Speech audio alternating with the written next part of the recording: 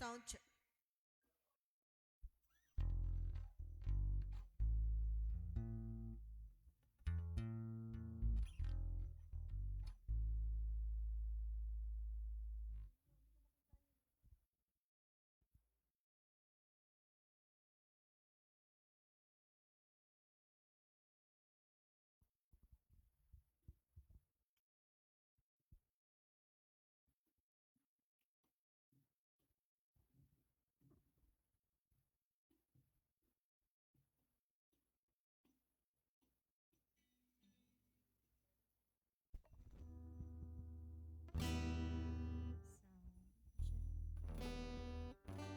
Shalom, shalom, Hawk GMI! Tayo na po magsimula at umawit at sumayaw sa Panginoon. Amen! Hallelujah!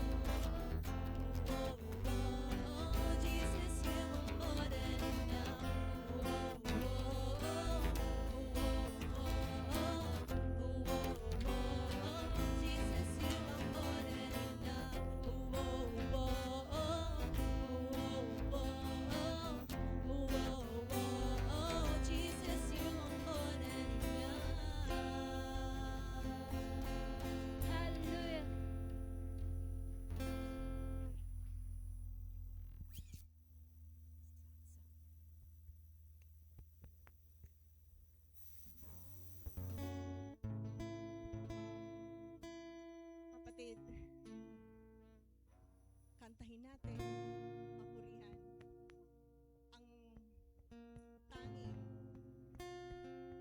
prayer na itinuro sa atin ng ating Panginoon.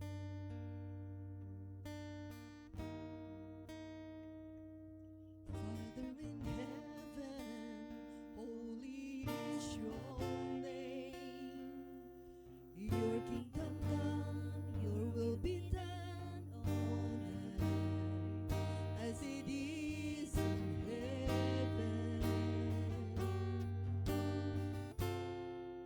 Our Father in heaven,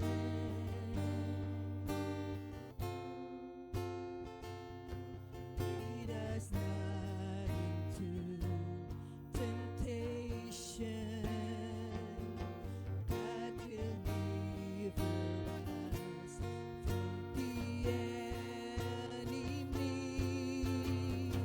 Yours is the kingdom and the power and the glory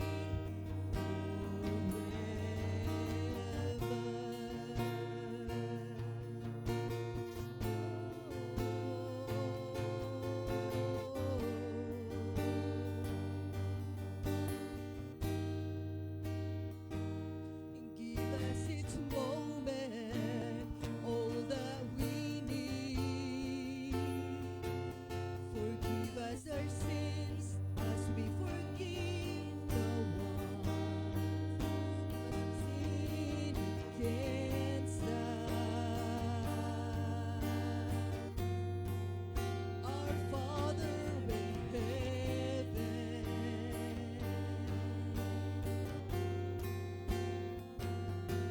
lead us not into temptation, but deliver us from the enemy. Yours is the kingdom and the power and the glory forever. Yours is the kingdom and the power and the glory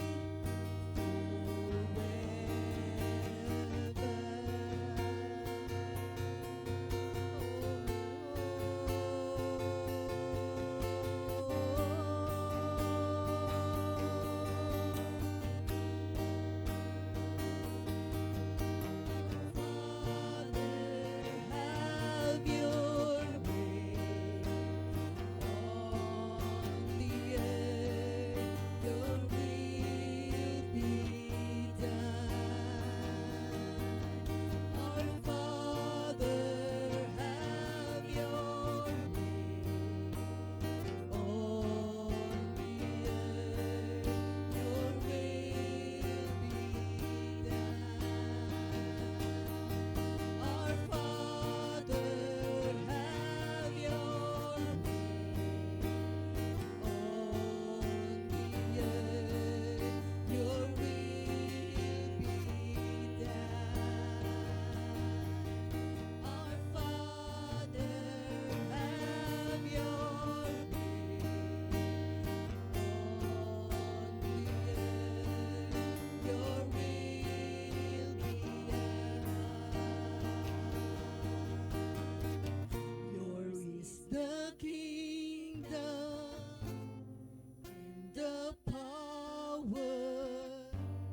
and the glory forever. Yours is the kingdom and the power and the glory forever.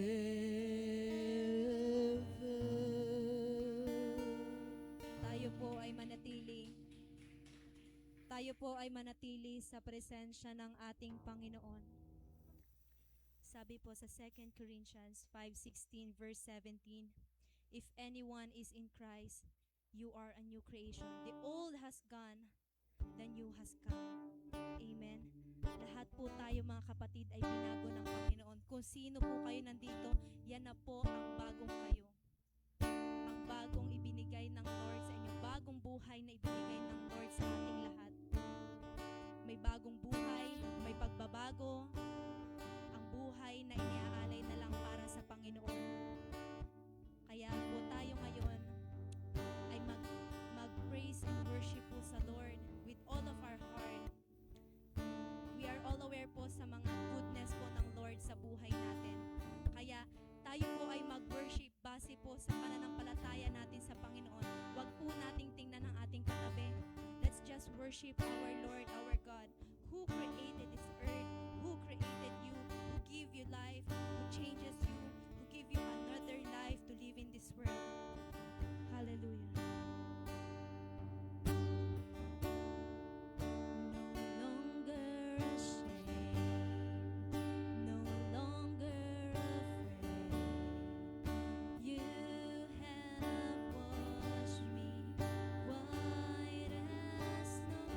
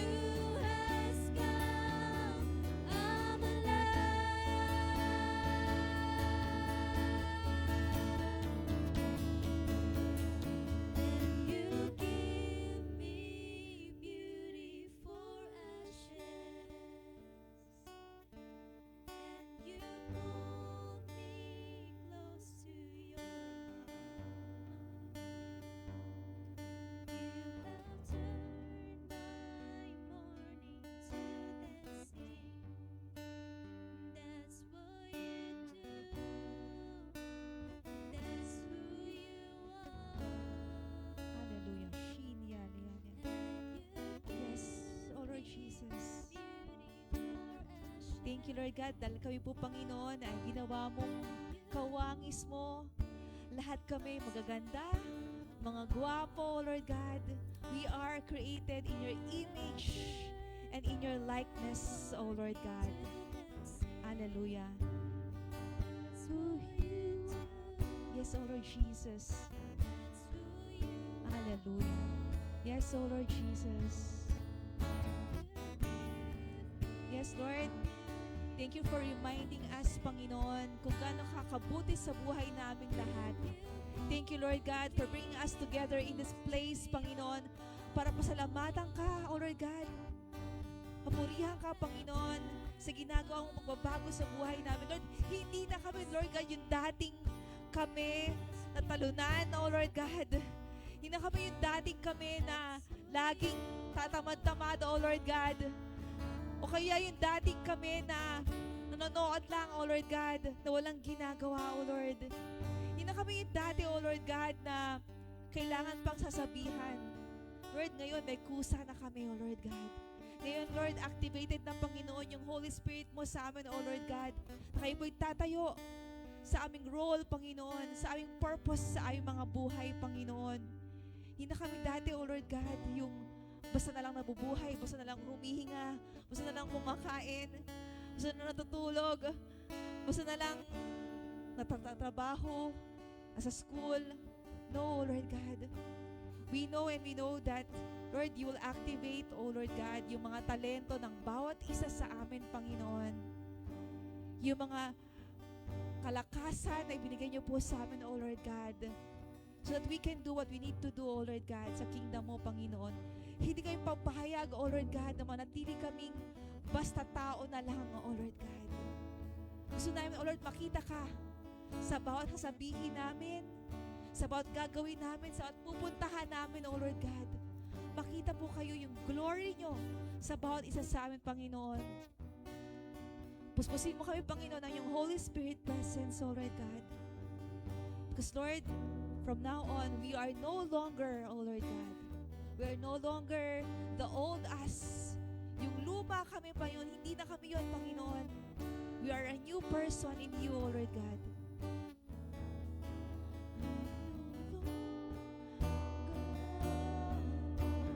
What I used to be, yes, O Lord Jesus. Because you live in me, the old is gone, The the new. new has come.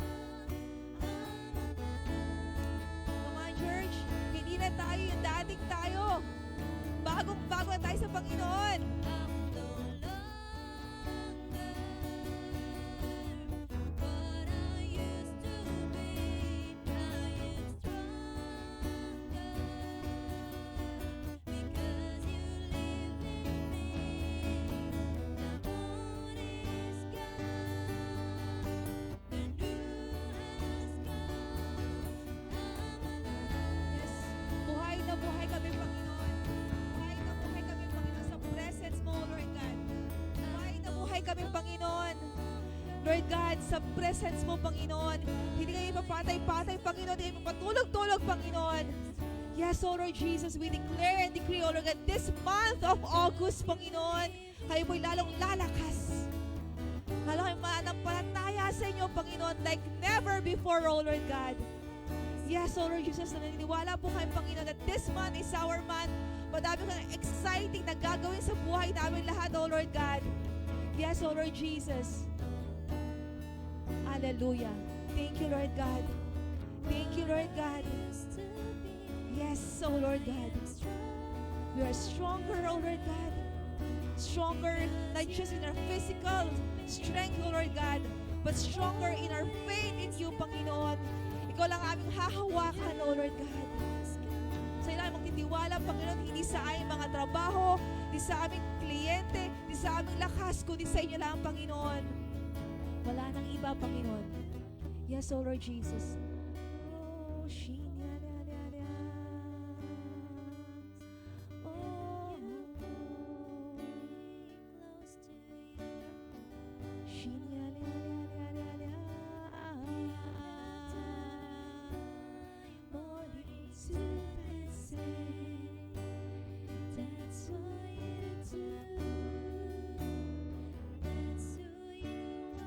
Yes, O Lord God. Beautiful ashes. Yes, O Lord Jesus. And you pull me close to your heart. Yes, O Lord God. Thank you, Lord.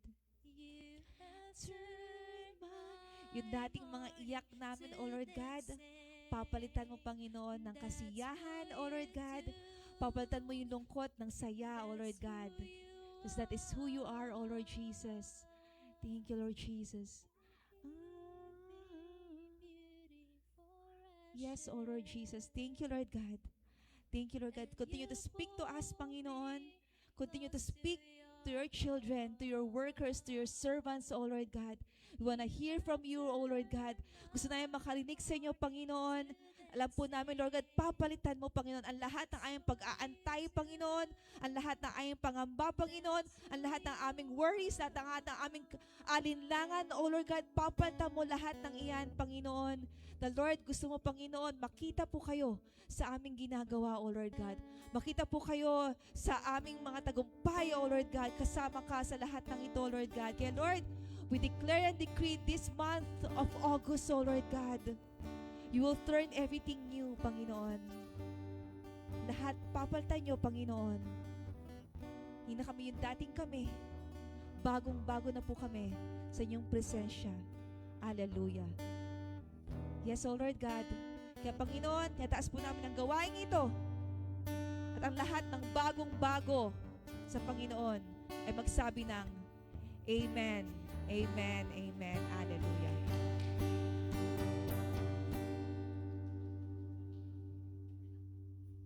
Sino mga bago dito? Mga luma? Ay. Meron tayong mga bagong first-timers? Ayan, bagong-bago si Kuya. Puntahan naman natin yung bagong-bago nating face dito. Ayan, welcome sa gawain po natin ngayon. Ayan, sige po.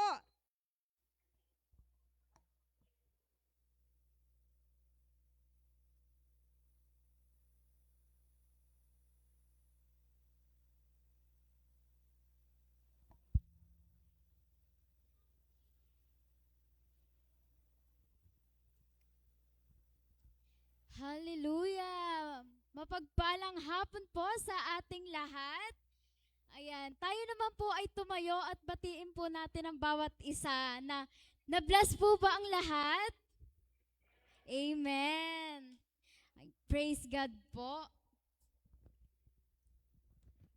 At ngayon naman po tayo po ay dadako sa pagkonekta natin sa blessings ng Panginoon. Handa na po ba kayo? Ayan. Ang blue envelope po ay para po sa ating tithes, para po sa ating ikapo, sa pagbabalik po natin sa Panginoon. At ang red envelope naman po ay para sa offering. Ito po ay ating inilalaan para sa ating transportation, building, and first fruits po. Ayan. At dahil po tayo ay ibinibless ng sobra ng Lord at gumagamit po ang Lord ng mga tao para mabless po ang mga tao sa mga madaming paraan po. At isa na po dyan ang Mercy and Compassion Mission na kung saan po ay meron po ang church po ay may tinutulungan na orphanage. At ang music ministry naman po, sa pagpapala po ng Panginoon ay tayo po ay nag-upgrade sa mga kagamitan natin. Amen po. At transportation ministry po. Ayan. At pati po sa ating kids church and medical missions at lalo na pong higit sa ating building fund. At makikita po natin sa screen ang tithes and offering, sa mga wala pong cash or sa ating po mga online viewers ay nandiyan po ang ating GCash, Video Account, Maybank, and Palawan Express.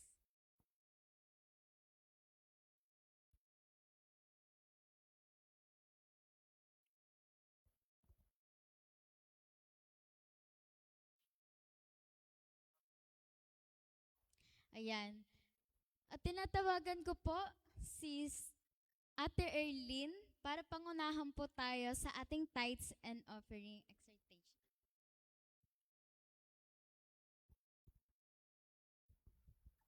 Yan, hello po. Shalom, shalom po sa ating lahat. Ayan po. Para po sa lahat, nandito po ang ating tithes and offering boxes po. Ayan, para po sa kaalaman ng lahat, ano po. Yan, ang tithes and offering po ay yung pagbabalik po natin ng ika po sa Panginoon, ano po. Yun po ang tithes and ang offering po, yun tayo po ay nag-o-offer para po sa simbahan, para po tayo po ay makatulong sa ating mga ministry ng church, ano po.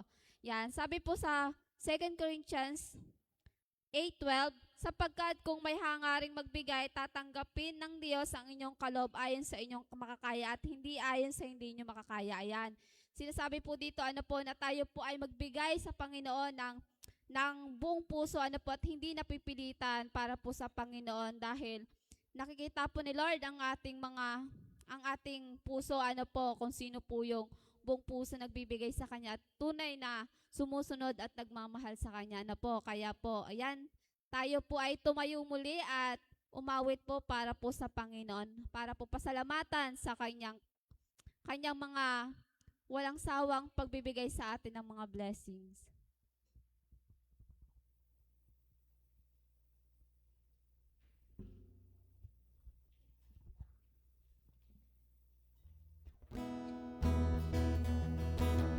Yan po, lahat po ng pinagpala ng Panginoon ay umawit.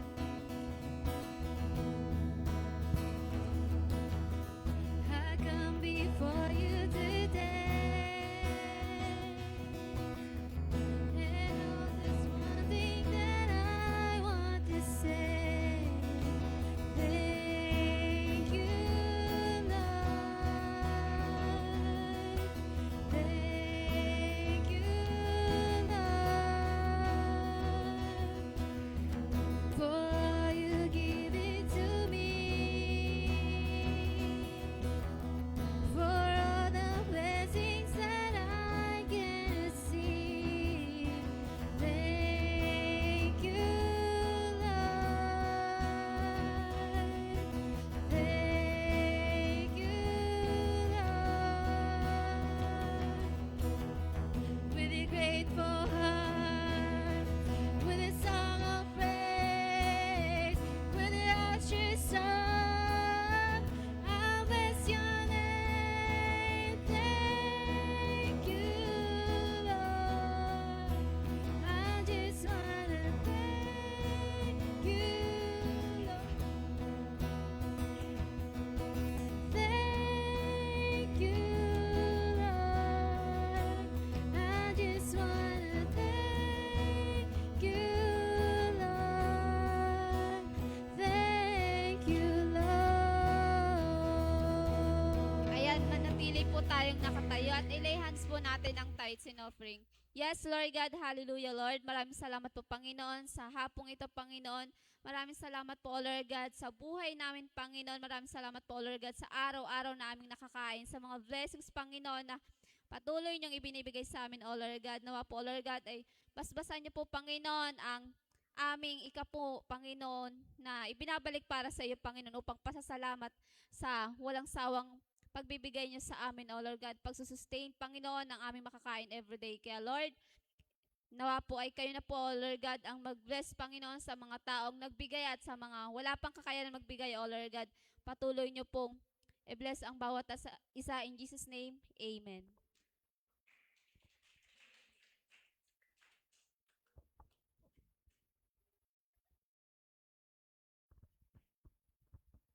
At ngayon naman po tayo ay kokonekta sa salita ng Panginoon. Tinatawagan ko po ang ating beloved Reverend Francis Oliver Season para po magbahagi sa atin ng salita ng Panginoon.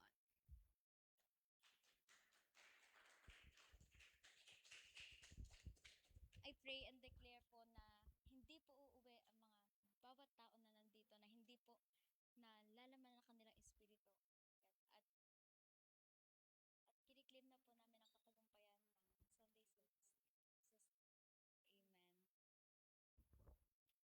Amen. Thank you, anak. Praise God.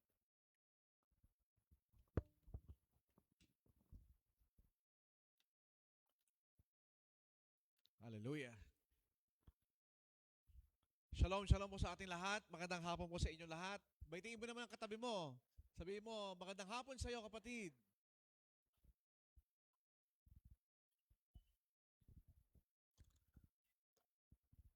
Kanina mo pang katabi yan, hindi mo man lang binabate. Hallelujah. Praise the Lord. Tayo po ay nasa buwan na ng August o Agosto, at ang buwan na Agosto ay number 8. Talaga may echo, ano? Kahit walang echo, talaga may echo. Tayo ay nasa buwan na number 8. Kaya ang ating theme for the month of August ay Exciting Move of God. Sino dito ang excited na sa ginagawa ni Lord sa kanyang buhay? Sino dito ang bukas ang kanyang mata upang makita at ma-witness ang kabutihan ng Panginoon Diyos sa kanyang buhay? Itaas mo ang iyong mga kamay, palakpak mo yan! Woo! Praise the Lord. Malaking bagay, church, ang bukas ang ating spiritual eyes. Otherwise, tayo ay katulad ng mga walking dead na sarado ang mga mata, na akala nila ang lahat ng kanilang pagpapala ay dahil sa kanilang lakas, sa kanilang talino, sa kanilang galing, lahat-lahat. Pero itong lahat ng ito, lahat ng bagay na ating patuloy tatanggap ay galing sa Panginoon Diyos. Kaya ang ating theme verse ay 2 Corinthians 5:17, which reads, "Therefore, if anyone is in Christ, behold, the old has gone and the new has come." Ang dating ikaw at ako ay wala na, ngunit bago na tayong nilalang kay Kristo Jesus at bukas ang ating spiritual eyes sa mga pagkilos, at hindi lang basta pagkilos, kung hindi powerful move of the Lord. Amen po ba? Palakpakan natin ang Panginoon Diyos. Woo!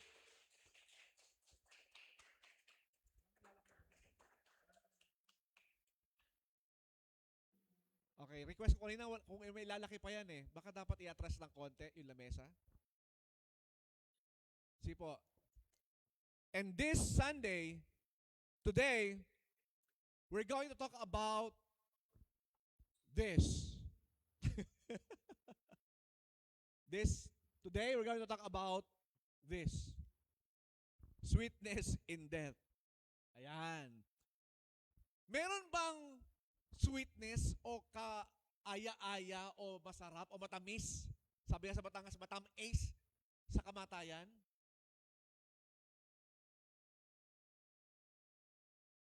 Every time, ano yun, Rain? Pagbalik sa Panginoon, every time na kami po ni Pastora ay pupunta sa mga lamay, libing, ang lagi naming mindset ay may maboborn again sa araw na ito. May mabubuhay sa gabing ito. Meron man namatay, meron man nakaburol o nanilibing, may mabubuhay. May mabubuhay sa araw na ito. Why?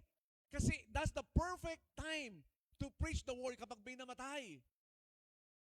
Hindi natin intentionally takutin ang mga tao, pero kasi ang tao, normal o natural na takot kapag kausaping kamatayan. Why?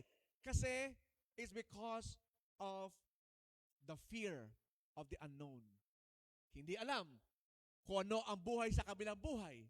Hindi alam kung ang kaluluwa ay pupunta doon o doon. Pero kung alam mo sa sarili mo at nagtitiwala ka kung sino nagbigay ng pangako na binigyan ka ni Kristo ng buhay na walang hanggan, alam mo kung saan ka pupunta at yon ay doon sa taas, sa piling ng Panginoon Diyos Ama, habang buhay and forevermore. Amen? Kaya nga sabi ni Pablo, "For me, to live is Christ, and to die is gain." Ang mamuhay ay parang Kristo. So nabubuhay siya, nilalakaran niya ang buhay ni Kristo Jesus. At pag namatay siya, para sa kanya, ito ay gain or dagdag or beneficial. Amen? So dapat ikaw din at ako, ganun ang mindset. Merong sweetness in death. Sabihin mo nga sa katabi mo, sweetness in death, kapatid. So tayo po ay tumayo. Atin pong basahin ang salita ni Lord na makikita, wala nang iba kundi sa Judges chapter 14. And throughout this 45 minutes, tayo magbaback and forth sa Judges 13, 14, 15, 16, 17. Alright? Mula po sa verse 1 to 2, Samson went down to Timnah, and at Timnah, he saw one of the daughters of the Philistines. Ang Timnah po ay isang territory na pag-aari o teritoryo ng mga Philistines o mga Filisteo. Then he came up and told his father and mother, I saw one of the daughters of the Philistines at Timnah. Now, get her for me as my wife.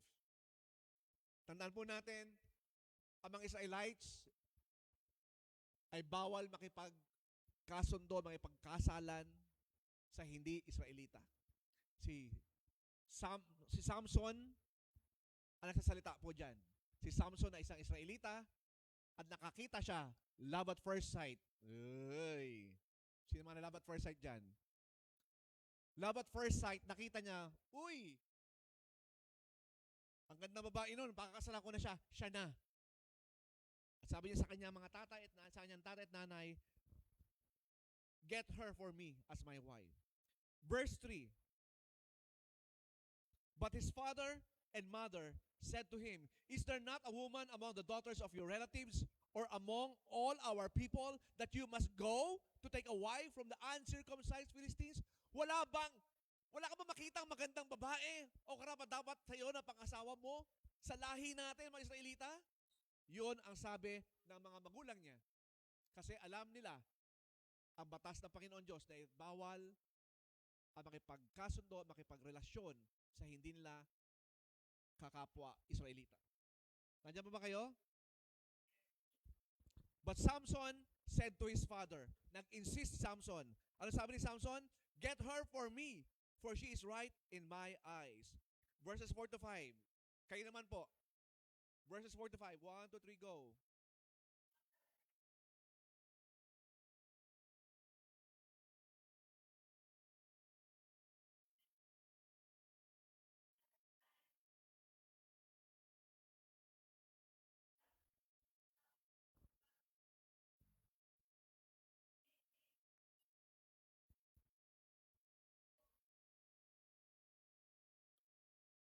A young lion came toward him roaring. Sila ay papunta sa Timnah upang mamulungan. Ano ba tawag sa mamulungan? O sige, alam nyo na yon. Alam nyo na yan na mamumulungan. Tama ba? O meron ka ibang term? Manhikan. Exactly. Salamat, anak. So sila ay papunta sa Timnah para mamanhikan. Pero merong sumalubong sa kanilang isang leon. At ito ay nagro-roar. Verse 6 to 7. Continue po tayo. 1, 2, 3, go.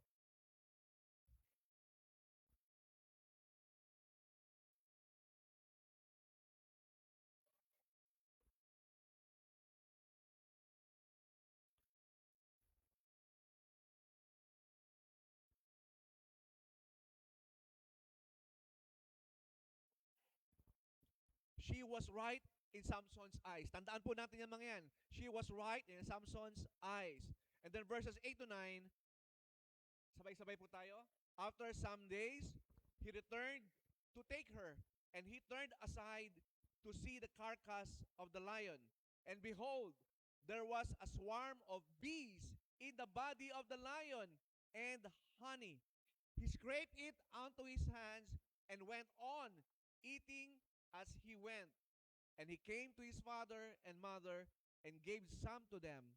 And they ate, but he did not tell them that he had scraped the honey from the carcass of the lion. Tayo po ay manalangin. Hallelujah, dakilang Diyos. Salamat, Panginoon, sa iyong salita. Alam namin, Panginoon, na iyong salita ay pagkain ng aming spirito. Salamat, Panginoon, dahil kayo patuloy na kumikilos sa aming buhay. At patuloy kayo nagpapakain sa aming spirito, O Lord. Dahil pagka hindi konektado sa iyong spirito, ang aming spirito, Panginoon, kami ay parang patay. Salamat, O Lord, dahil kami ay sinusustain mo at inakita po namin, Panginoon, ang katagumpayan ng plano mo sa aming buhay. Lalo higit, Panginoon, ang kapangyarihan o ang purpose ng iyong salita sa hapon na ito. Lord, ikaw po ang mapupurihan, ikaw may taas, wala na pong iba sa pangalan ni Jesus. Ang lahat ng narito ay magsabi ng Amen at Amen. Hallelujah. Upo na po tayo. Sino po ang intindi ng ating binasa? Si Samson, may magulang. Si Samson nakakita ng isang magandang dilag sa kabilang ibayo na bawal, lalab at first sight. At anong ginawa niya? Namanhikan agad. Kinumbisan niya pa ang kanyang mga magulang, she's right in my eyes. Sino po nakaka-relate dito? Mga maling relasyon. Amen? Mga maling relasyon. Bawal na relasyon. Kung meron mang ikaw kilala na ganon, lo and behold, itong kwentong ito ay napakayaman sa karunungan. Ganun pa man, hindi pinabayaan ni Lord si Samson. Ganun pa man, na-accomplish pa rin ni Lord ang purpose niya sa buhay ni Samson. Amen? So ngayong hapon na ito, pag-usapan po natin ang 4 na bagay, kaya't huwag ka matutulog. Responsable ka sa kaliwat kanan mong katabi mo. 4 na bagay, mga anak, iyon. Pag-usapan natin ang karakter ni Samson. Pag-aral natin ang karakter ni Samson, kukuha tayo ng magandang mga lessons sa buhay ni Samson upang ma-relate natin ito sa ating buhay. At pangalawa, titingnan natin ang Spirit of God. Lahat yan ay S, napansin nyo ba? Pangatlo, sovereignty. Kadakilaan o otoridad ng Panginoon Diyos. At pang-apat, yung sweetness in death. Kaya tumayo ka muna, yugin mo ang 4 na tao. Crossover, kabilaan. Sabihin mo, 4 yan kapatid. 4 yan.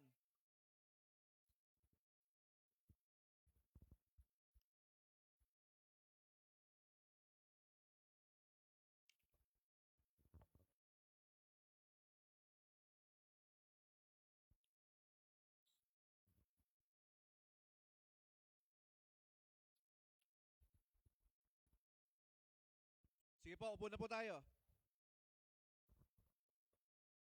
Sino po ba si Samson? Sino ito kakilala kay Samson? Taas ang kamay. 1, 2, 3, 4. Yung iba hindi kilala si Samson? Si Samson ay kilala kasama si Delilah. Samson and Delilah. Oh, narigustin din. Oh, sabi ko na eh. Si Samson po ay mahaba ang buhok. At kumukuha siya ng kapangyarihan o lakas sa kanyang buhok. Si Delilah ang mas kilala na partner o asawa ni Samson. Pero bago siya ikasal kay Delilah, meron siyang unang inasawa o asawa.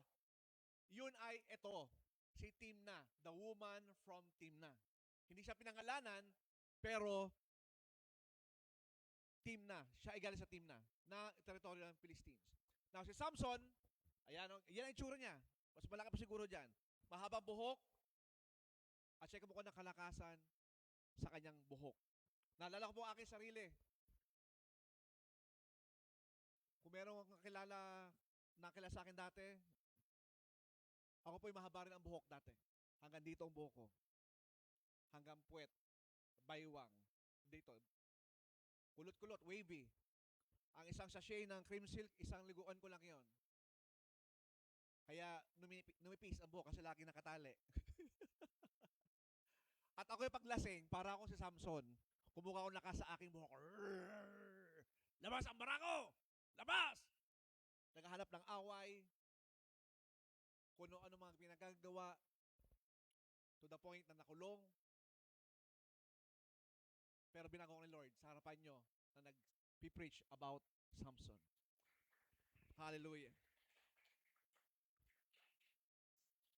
Hindi ko po kayang baguhin ang sarili ko. Hindi ko kayang baguhin ang sarili ko. It's all because of the Spirit of God. It's all because of the Lord. Dahil walang tayong magagawa sa mundong ito sa ating sariling kakayanan. Ngunit maraming tao ang sinasabi, kaya ako, narating ko ang lugar na ito dahil magaling ako, matalino ako, marami akong resources, marami akong connection. Pero lo and behold, yan po ay galing din sa Panginoon Diyos. Amen? Kaya we have to acknowledge the Lord all the time. Amen? Now, ang pangalan Samson ay galing sa Shimshon na Hebrew. Ang ibig sabihin ay sunlight. Sabi mo nga sunlight. Sunlight. Ano ba ang sunlight? Ito nagbigay ng energy. Yes, anak, sunlight. Ito nagbibigay ng energy ang sunlight. Kaya ang isang tao, mga call center agents, trabaho sa gabi, sa araw tulog, hindi na arawan, hindi healthy yon. Kaya kami, as much as possible, kami ni Pastora, papaaraw kami at least 3 times a day, nag-jogging. Importante po ang sunlight sa buhay ng tao. Kung gaano nagbibigay ng buhay ang sunlight sa mga halaman, ganoon din sa tao. Amen? Now, sa puntong ito, pag-usapan natin si Samson. 4 na bagay patungkol kay Samson. Una, si Samson ay selected. Wow. Si Samson ay hinirang. Judges 13:7. Basahin natin Judges 13:7. Ito ay yung chapter before yung ating binasa. Ito ay pag-uusap ng mag-asawa, magulang ni Samson. But he said to me, behold, you shall conceive and bear a son. Ang salita po niyan ay yung nanay ni Samson. Tito Elvin, kabila po. Ang nagsasalita po dyan ay nanay ni Samson, kinokot ng nanay ni Samson yung sinabi ng anghel ng Panginoon Diyos sa kanya. At siya, makinig, siya po ay isang baog. Baog po ang nanay ni Samson. Kaya sabi ng anghel, behold, you shall conceive and bear a son. So then, drink no wine or strong drink. Huwag kang inom ng alak o ng emperador o ng gin, kahit anong strong drink, and eat nothing unclean. Huwag kang kain ng unclean na anumang pagkain. For the child shall be a Nazirite to God. Ibig sabihin, chosen, selected. Ngayon po ba natin? Simula sa womb hanggang sa kanyang kamatayan. Kaya nasa sinapupunan pa lang ng tiyan ng nanay ni Samson, si Samson, siya po ay inalagaan na at yung nanay hindi kumakain ng anything unclean. Walang alak, walang grapes, even grapes. Okay? Next, 22 to 23. Anak, next. And Manoah, si Manoah po ay yung kanyang tatay. Hello? Si Manoah po ay tatay ni Samson. Sabi ni Samson sa kanyang asawa, we shall surely die, for we have seen God. Kasi may kasabihan noon, kaya sabi ni Yahweh kay Moses, tumalikod ka muna. Kasi pag nakita mo ang aking mukha, ikay mamamatay. Ganon ka-powerful ang presensya ng Panginoon Diyos. Mamamatay ang tao.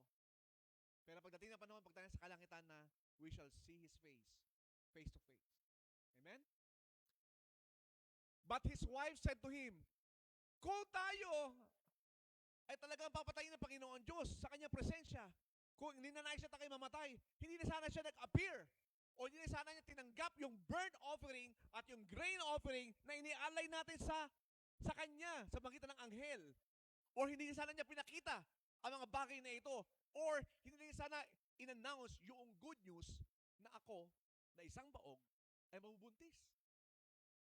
So, that establishes the fact that Samson was selected or set apart or chosen. Amen? Tingnan mo yung katabi mo. Chosen din yan. Sabihin mo sa katabi mo, chosen ka rin, kapatid.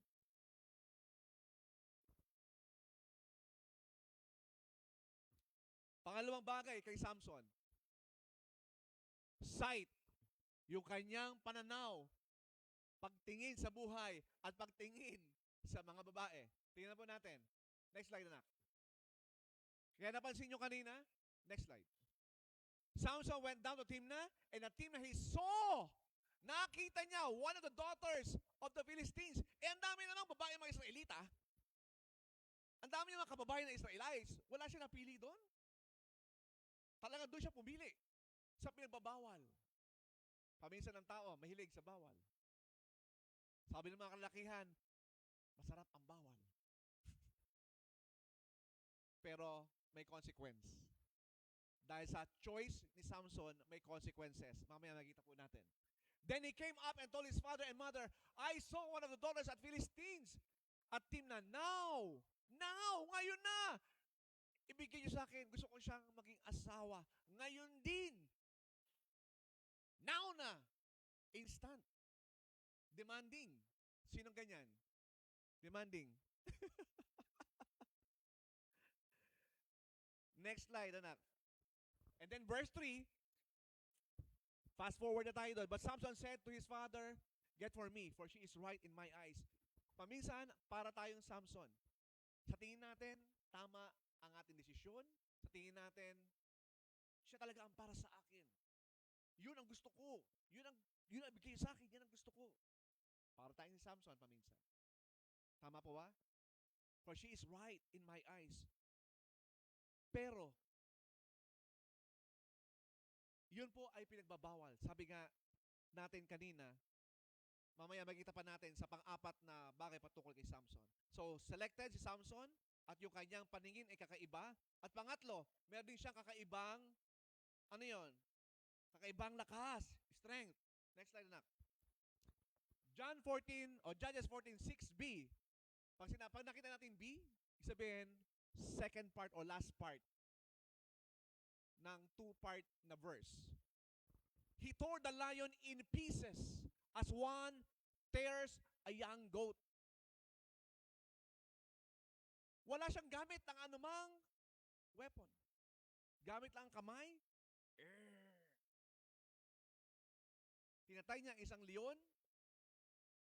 Makita lamang ng kamay at ito'y kanyang pinagpipiraso-piraso. Imagine gano'n siya kalakas. Pinagpira-piraso niya ang isang leon. And then 19b. He went to Ashkelon and struck down 30 men of the town. Okay, makinig po. May kwento po yan. Di ba namanhikan? Tama po. Ano kasunod ng pamamanhikan? Kasal na! Tama? Nakita nila, nalabat first si Samson, sinabi sa tatay, sabi ng tatay, wala ka ba iba nakita? Wala po, siya ang aking gusto. Ngayon din. Namanhikan, tapos kinasal. Nung kinasal na, ang kasal sa kanila, 7 days. Normally 7 days. Ang ginawa ni Samson, dahil kasal, sa tuwa niya, meron siyang ginawang bugtong na parang sugal. Sabi niya, kung sino sa inyo makakahula ng aking bugtong, ay bibigyan ko ng 30 pirasong tela. Iba ang klaseng tela nun, mamahalin. At 30 pirasong changes. Sabihin, terno. 30 pirasong terno. Nakuha niyo mga anak? At kung di nyo masagot, kayo magbigay sa akin ng 30 pirasong mamahaling tela at 30 pirasong terno. Dumating na ang 3 araw, wala pa rin sagot. 5 araw, wala pa rin sagot. Kaya sabi ng mga taga-Timna sa asawa ni Samson, inibitahan mo ba kami rito para mamulubi kami? Eh, ang mahal nun. Alam niyo ba kung magkano yung 30 pirasong linen at 30 pirasong palit? Ni-research ko, nasa 800,000 pesos ang halaga. Malaki? Malaki yun, no, Tintin. Malaki yun. Almost 1,000,000 pesos. So, kinakonsyaba yung asawa ni Samson, pero since hindi kalahi ni Samson, yung asawa, at siya'y nakinig sa mga kalahi niya, sabi niya kay Samson, inasawa mo ko pero di mo naman ako mahal.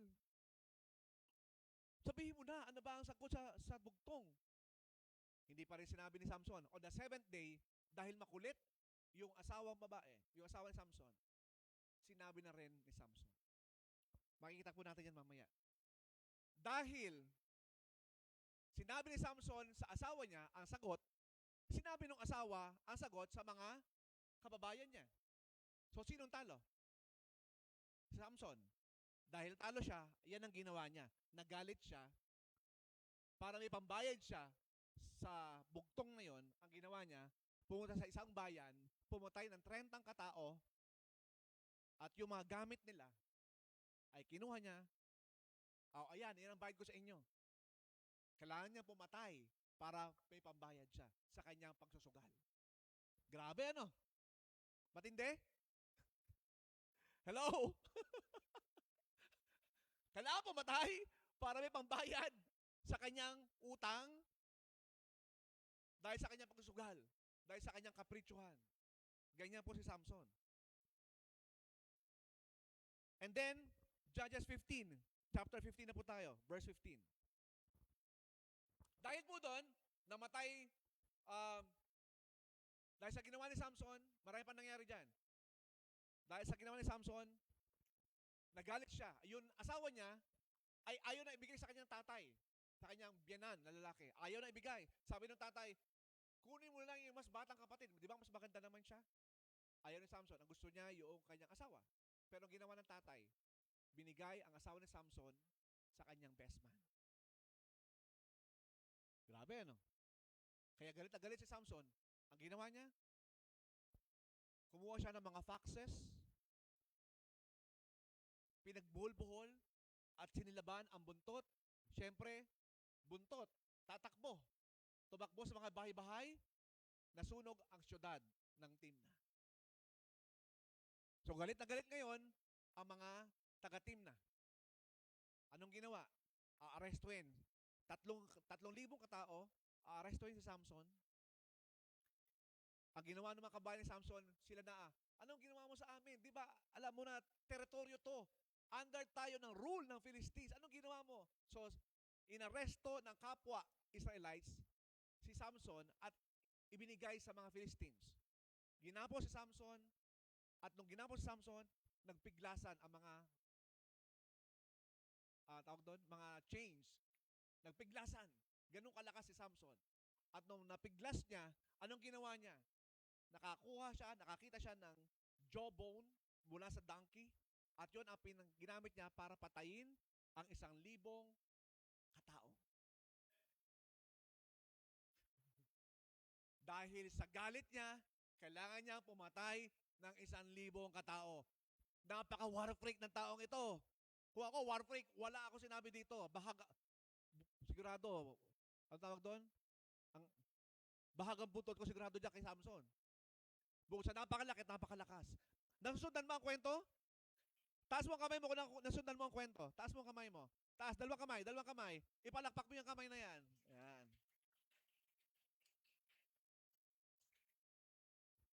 At sa panghuli ng buhay ni Samson, makinig po, hanggang sa dulo ng buhay ni Samson, dahil pumatay siya ng 1,000, una, 30. Pangalawa, ilan? 1,000. Panghuli, eto, next slide na lang. Next slide. Sa huling yugto ng buhay ni Samson, makinig po, sa huling yugto ng buhay ni Samson, dahil sa galit ng mga Philistines sa kanya, ito na si Delilah. Kwento ni Delilah. Wala na siyang asawa. Timna, wala na. Ito na ngayon. Nakakita ulit ng isang babae mula sa Philistines na nagngangalang Delilah. Si Delilah ay sikat. At si Delilah, isa rin Philistine na ginamit din ng mga kababayan niya para hulihin. Ano ba ang sekreto ng taong yan? Ba't ang lakas-lakas niyan? Sabi ni Delilah, hindi mo naman ako mahal. Hindi mo sinasabi sa akin ang sekreto mo. 3 beses. Nung pangatlong beses, bumigay na si Samson. Ang aking lakas ay nanggagaling sa aking buhok dahil ako ay Nazirite. So, ginawa ni Delilah, pinatulog, pinainom, natulog sa kanyang ganito, at nung tulog na si Samson, kalboy niya na. Kinalbo. At nung kalbo na si Samson, ginising ni Delilah. Gising! Nandiyan makaaway. Kunyari kaaway. Pag gising ni Samson, wala na siyang lakas dahil wala na siyang buhok. At anong ginawa? Kinulong, tinanggalan ng mata. Tinanggal ang mata. Nakulong siya for how many years? At sa dulo ng kanyang buhay, sinabi ni Samson, Lord, ibalik mo ang aking lakas. Why? Kasi ilang taon siya sa kulungan. Ano nangyari sa buhok niya? Lumago ng lumago ang buhok. Kaya sabi niya, Lord, ibalik mo ang aking lakas. Eh nakahawak siya sa 2 posting ganyan.